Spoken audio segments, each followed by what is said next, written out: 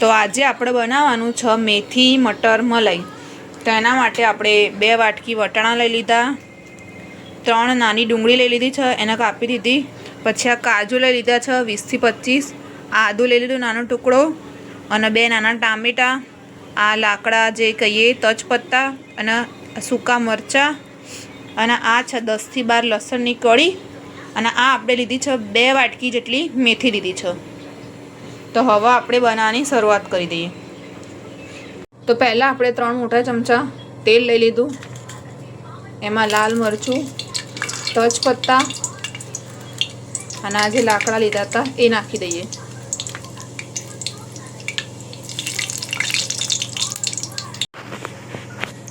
એ થોડું સતરાઈ જાય એટલે આમાં જ આપણે આદુનો ટુકડો લીધો હતો, આદુનો ટુકડો અને 10 થી 12 લસણની કળી જે લીધી હતી એ નાખી દઈએ, અને પછી અંદર નાખી દઈશું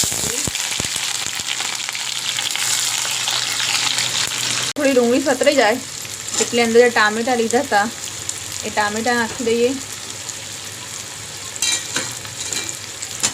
અને હવે ફાસ્ટ ગેસે એને ચડવા દઈશું।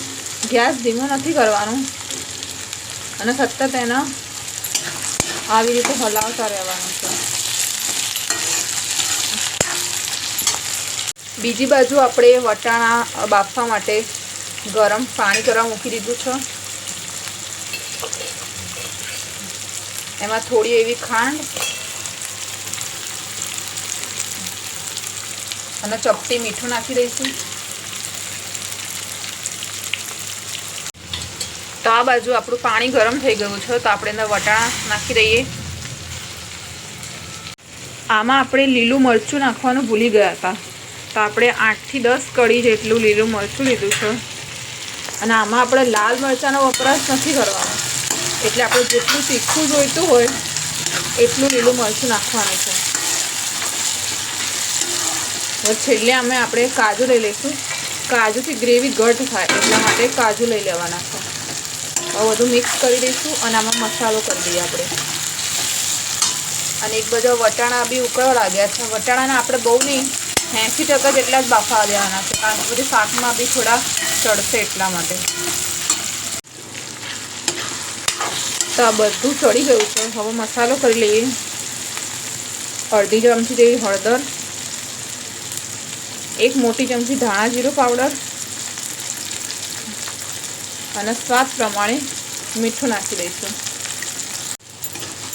હવે આપણો મસાલો ચડી ગયો છે, હવે આપણે આના ડીશમાં કાઢી લઈશું અને ઠંડુ થવા દઈશું। તો આ બાજુ આપણા વટાણા બી ચડી ગયા છે, તેના ઠંડા પાણીમાં નાખી દઈશું।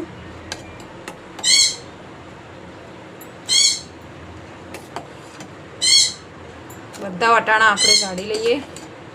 તો આપણું મિશ્રણ ઠંડુ થાય ત્યાં સુધી આપણે એ જ કઢાઈમાં મેથી શેકી લઈશું।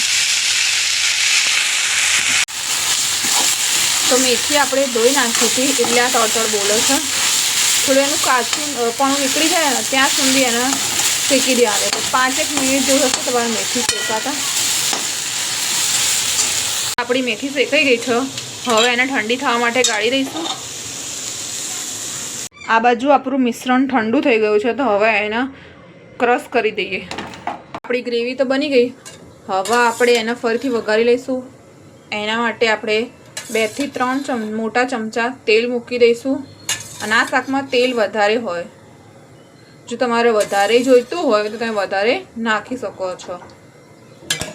તેલ ગરમ થઈ ગયું છે, એમાં ચપટી જીરું અને અડધી ચમચી જેટલી હળદર નાખી દઈશું। તો જીરું અને હિંગ સતરાઈ ગઈ છે, હવે આપણે અંદર ગ્રેવી નાખી દઈએ।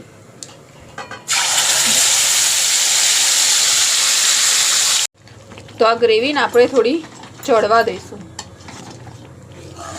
ઢાંકી દઈશું આપણે એનો।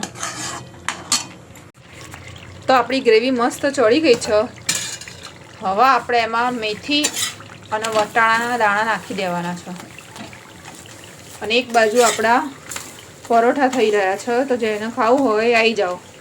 મસ્ત મેથી મટર મલાઈનું શાક અને પરોઠા।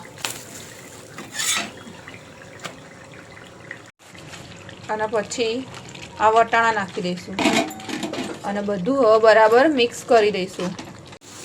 અને બીજી બાજુ આપણે મોટી વાટકી દૂધ લઈ લીધું છે અને આ ઘરની ફ્રેશ મલાઈ લીધી છે 1 વાટકી. બની શકે ત્યાં સુધી ઘરની ફ્રેશ મલાઈ જ લેવાની, જે તેનાથી છે ને સ્વાદ મસ્ત આવે.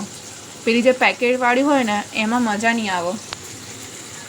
તો હવે આપણે ચડી ગયું છે, એમાં દૂધ નાખવાનું છે, પણ આપણે દૂધ ડાયરેક્ટ નહીં નાખવાનું, નકર દૂધ ફાટી જશે. એટલે આમાંથી 1 ચમચો લઈ અને દૂધમાં મિક્સ કરી દેવાનું છે આપણો. તો લાસ્ટમાં આપણે મલાઈ એડ કરી દીધી હતી, તો આપણે વિડીયો લેવાનો રહી ગયો હતો. તો તૈયાર છે આપણું મેથી મટર મલાઈનું શાક. તો આપણું જમવાનું રેડી થઈ ગયું છે, મસ્ત મેથી મટર મલાઈનું શાક અને પરોઠા. તો હવે આપણે જમી લઈએ.